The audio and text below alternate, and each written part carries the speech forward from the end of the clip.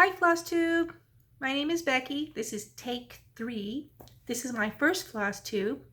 Um, the first one, I was speaking way too fast. Even I couldn't understand me. Then the second Flosstube, I didn't realize the video had stopped right in the middle of speaking. So now I'm kind of paying more attention to the timer on this. Um, and if I had known that, I would have stopped speaking and then had waited and started over and spliced the two pieces together, but it didn't work that way. So my name is Becky. I live in San Antonio, Texas. I'm a South Texas stitcher. We're at the foothills of the hill country, so I could almost be a hill country stitcher, but sorry, South Texas. I don't live in San Antonio proper. I live in Bexar County, and Bexar is spelled Bexar.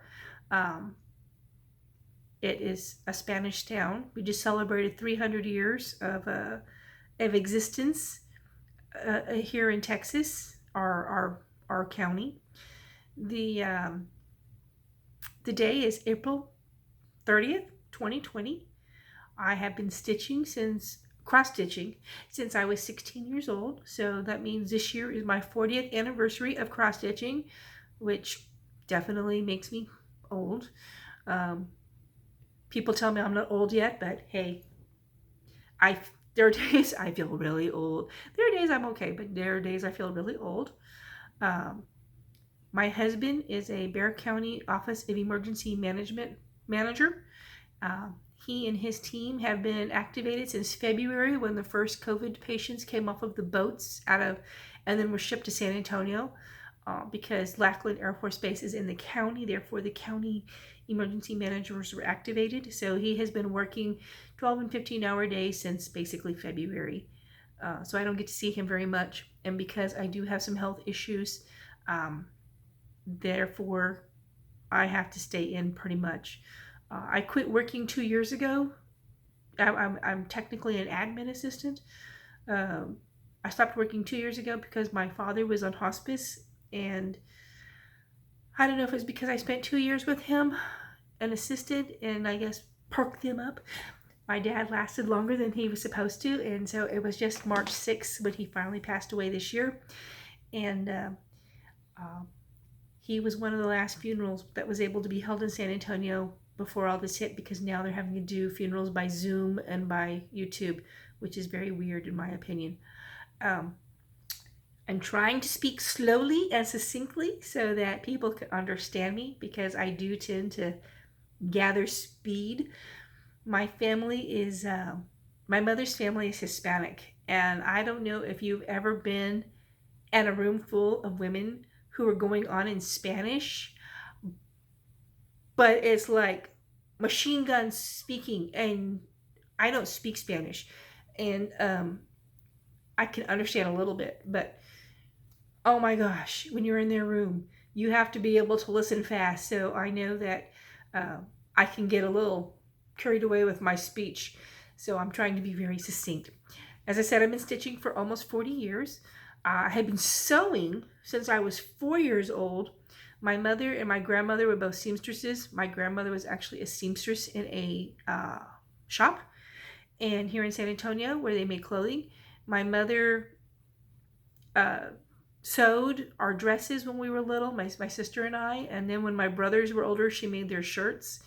I'm the oldest of 4, so my mother did a lot of sewing. She made my wedding dress. I mean, she's done all kinds of things because to keep me quiet, I guess, and because big girls sewed. I mean, hey, just put it up there. Big girls sewed in our family. So when I was 4 years old, they gave me needle and thread, and I started sewing and then progressed on to embroidery because my grandmother embroidered and my mother. My mother also did crewling when I was young. I guess it was back in the 70s when that was a big phase. And in fact, we just recently found 2 of her crewed pieces in her garage gathering dust. And I told her, I said, you need to take these off the frames, because they were on big wooden frames and you just hung it up on the wall. It was not a framed piece. It was on the wooden stretcher bars that you hung up. And she says, well, what do I do with them? And I said, take them off the frame cut them down just a little bit because these were big pieces. I said, take them down, cut them down just a little bit and turn them into pillows. And she went, I'd never thought of that. So she took them down, found some really pretty tapestry pieces at Joann's and turned them into pillows. And now they grace her bedrooms. And they're no longer gathering dust. So I was very pleased to help her with that. But as I said, I've been sewing since I was 4. Embroidery, I guess I was 7 or 8 when they started me on embroidery.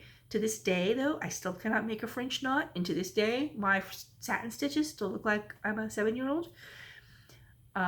It was so funny because when my daughters were of the correct age-ish, I think my youngest daughter was like 11 or 12, I told her, I said, this is how you embroider. I said, you need to learn these stitches because they will do you and as you get older. And I said, this is how you do a satin stitch. I said, now, this is what it looks like in the pattern. What you see that I do, I said, my satin stitch is not pretty. I said, I can do it, but it is not pretty. Hers is beautiful. So if you're not good at it, you can still teach. I don't know if she can make a French knot. I don't know if my mom ever showed her how. My mother thought she was doing me a favor by giving me candle wicking when I was young because it's French knots. Ha! Candle wicking did not help me. Anyway, I still can't make one. She gets mad because I pull up the thread, make a knot, and then pull it back down. And she goes, that is not a French knot. Anyway, I wanted to let you know I'm excited because I had a finish last night. I finished Turkish Delight by Rosewood Manor. This is the called for fabric. It's Rubius 32 by Picture This Plus, I believe. There is the bottom of it. It's a big piece. I think I measured it out and it is just essence under 17 inches long this way, and it was 13 inches this way. So it did take a bigger piece than a lot of people like to stitch on. I know a lot of ladies, they do everything this big and they knock out thing after thing after thing. And my husband was telling me once, he goes, why don't you do smaller pieces? And I said, I do. And he goes, I don't see them. So when I was ironing this yesterday, which it's already starting to wrinkle up a little bit, I went and ironed my other finished pieces and found all these little pieces that I had done these were done last year. Last year, I think all of them were done last year. I just haven't finished them. And I do usually finish my own objects. I was like, see, I do. They're just not done. I mean, I have biscornu. I have 2 biscornus. I did a regular biscornu and a 15-sided biscornu. And as I told someone the other day, I have done all the biscornus in my life that I'm going to. My Christmas tree is full of cross-stitch patterns, but because he doesn't see them every day, he doesn't think I finished anything full small. Let's see. This one, I'll show you this one. This is what I did last year. I fell in love with this. I don't remember what the fabric was, but it is by Twin Peaks Primitives. I had to go pull the pattern because I couldn't remember who it was by. It's a trio, but I loved it because the reindeer's blanket is the nativity, and I just thought that is so gorgeous. I love that because I don't usually stitch Santas. I have one Santa Christmas ornament that I'm making, and it's been being made now for 8-9 years. It's a Santa from hell. It was supposed to be that big, and it's almost solid stitching, and it's his beard. It's not, I thought it was white with just a few color changes in it. It's not. It's like every white, every created, and I keep getting lost to where I'm at, and it's just driving me crazy. Tomorrow is May 1st. Everybody has been talking about Maynia. I do have some plans for Maynia. I have never participated, so I'm kind of a little bit excited about this. So I'm kind of, as I said, excited about it. I am going to be stitching. I have 5 grandchildren. There's Elizabeth, Andrew, Travis, Tobias, and Jocelyn. I have 3 children, 5 grandchildren. I have decided that every Friday, because there's 5 Fridays in May, to start a new Christmas stocking, which hopefully will be done before my grandchildren have children. Ha ha ha.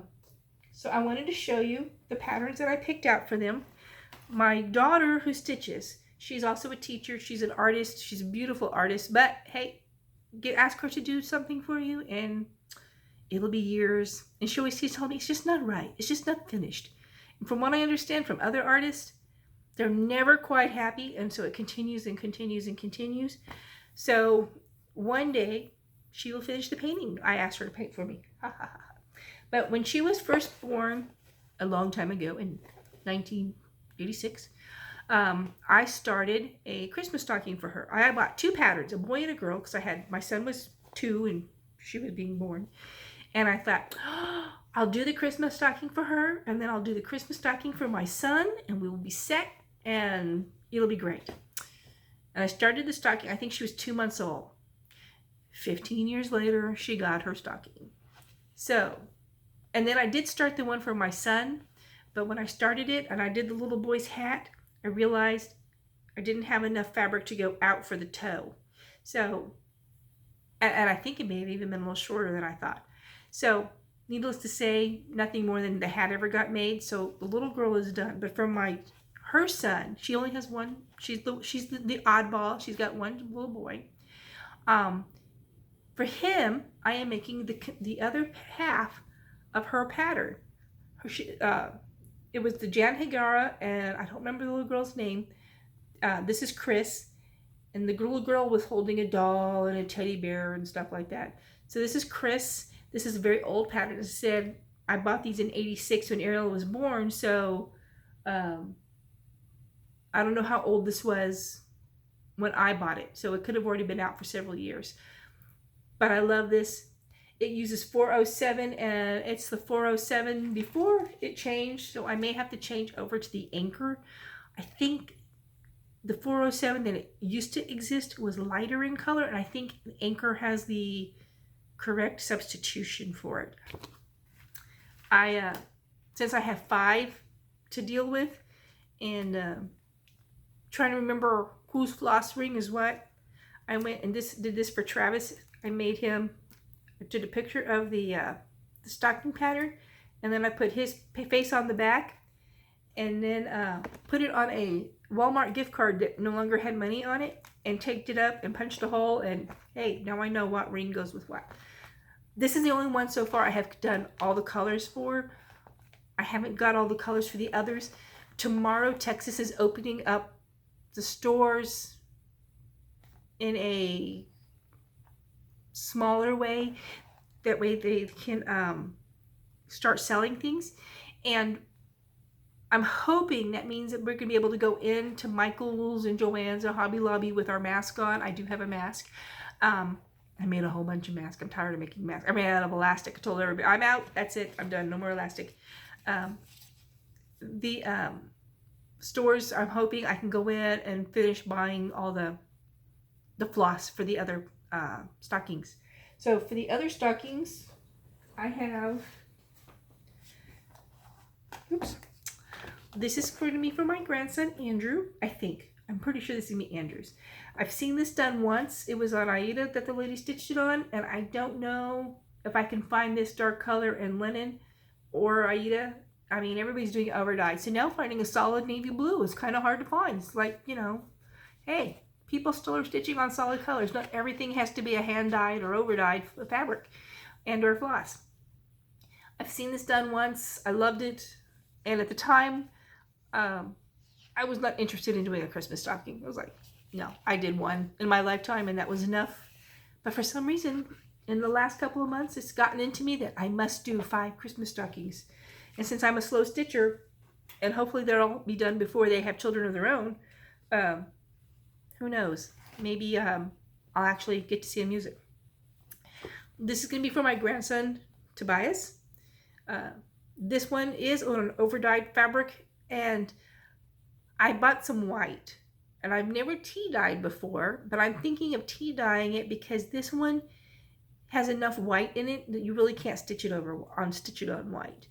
But I didn't want to do it on a dark color either, and I don't have any fabric currently that's a big enough piece of an overdyed. Everything is too small. It cuts off this part. So what I have done is I have bought a big piece of white Joblin, and the next stocking, which is for his sister, which is also, take out that, which is also a nutcracker. So keep the nuts in the same family, ha ha ha. Which is also, this one is on white. So I bought a big piece of white, and I'm gonna stitch hers, and then cut off the piece that I don't need for hers, and I'm gonna tea dye it and make that one for Tobias on his nutcracker. So they'll have matching or semi-matching nutcrackers, and we'll see how that goes. And then for the last one, and my oldest granddaughter, hers I actually started last year. I saw this and went, oh, or actually it was the year before last. I said, oh, I must stitch that. This is a navy blue. It's just navy blue. I have no idea what it is. This is 111 DMC variegated, but the pattern, and I fell in love with this. I got a flyer in the mail for a cross stitch Christmas. This is one of those books that people get and then they never use them because the pattern's like, oh, that's pretty, and then you never stitch them. But this one, this is the Christmas stocking I saw, and to me this is very elegant. My oldest granddaughter is going to be 12 this year, and I didn't think she would want something cutesy. You know, she's getting into that age of where, you know, I'm almost a teenager, ha ha ha. And this one called for a lot of browns, and I said, just use the variegated, and it will have the same effect, and it also has beads on it.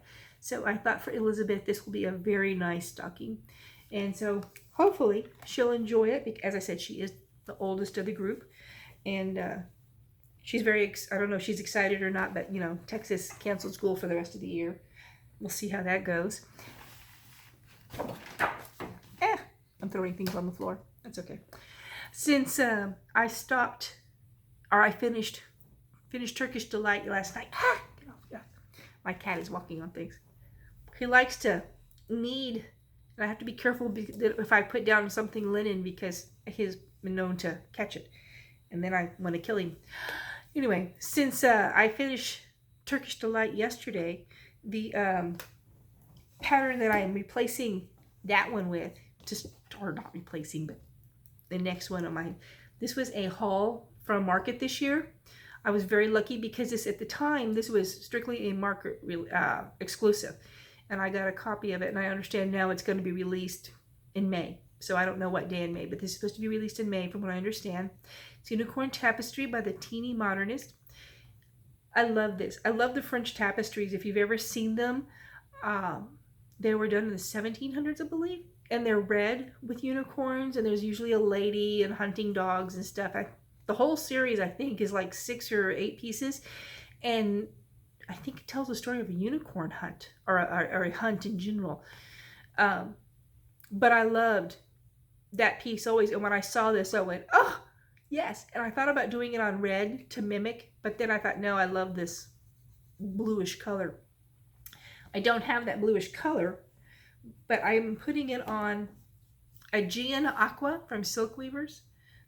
It is 32 count.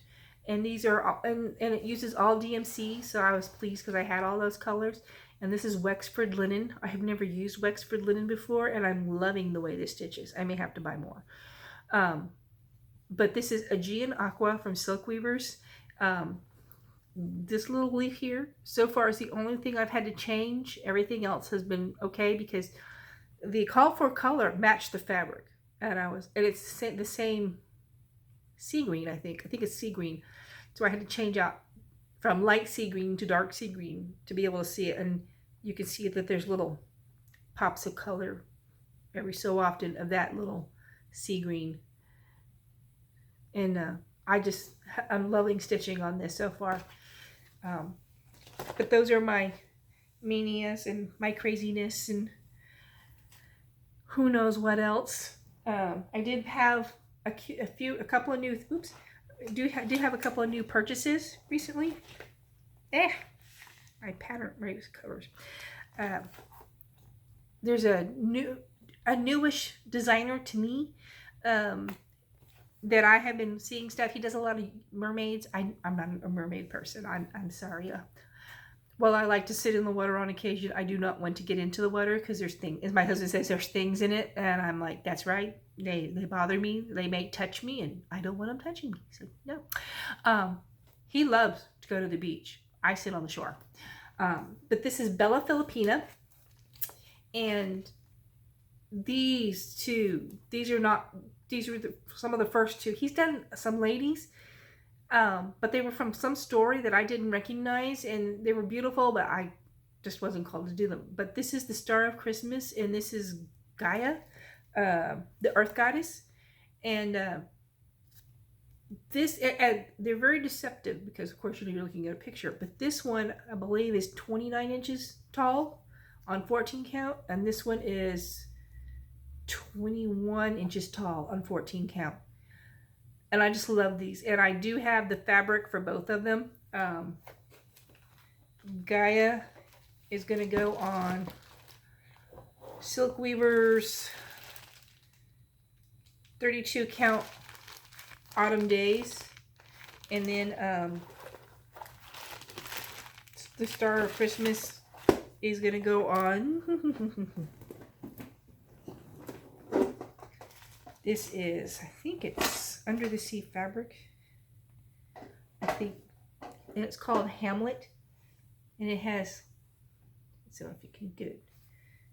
It's got sparkles in it. I've never really worked with sparkle, and my mother calls it sparkleaceous fabric. But it's a beautiful piece. I think it's Under the Sea fabric, 32 count. And so I'm going to do the Star of Christmas on that. Those will not be Maynia stitches. Those will be later in the year. I truly want to work on the Christmas stockings. I know if I work on them and tell myself they must be done, I will get them done. Ha ha ha ha. But sorry, top of my head, shouldn't do that. Those were my starts for Maynia and my newer things. Oh, and I also got Lindy Stitcher's Merry Mary Needleworker, and I printed off the color pages and they came out beautiful. And I printed off the pattern pages because I don't like using Pattern Keeper. It's too small for my eyes. And I ran out of black ink, so I only got 2 good pages off the patterns. I have to go buy a new ink cartridge to print off the rest. Then I'm making my first project bags. I'm very pleased with myself. I don't do 45s. Can I make a 45? I can. Do I like 45s? No, they're evil. So I was like, we'll just round those babies off. And so all of my project bags have rounded corners. And I don't know if you've ever been hit with something sharp in the eye because you jerk it or something and it comes up and pops you in the eye. Those corners hurt. And so that was another reason for rounded corners. My aunt made the little angel. It's blue bonnet fabric. And I won't bore you with what's in there at the moment. And then the other project bag is some, that side is sewing cushions, pin cushions. And then this side is Singer Patterns. I loved it. And I just thought that's the fabric for me. And then the last one, this was my very first one. This one, I just loved those roses. I love black flat fabric with red roses. I used to have the most fantastic dress that I made back in the 90s that had black fabric with red roses. It was a calico. I loved it. I wore it for years until I got too fat for it. But I finally had to just, I mean, to be perfectly honest, I wore it to the point where the thread was starting, the fabric itself was starting to become threadbare.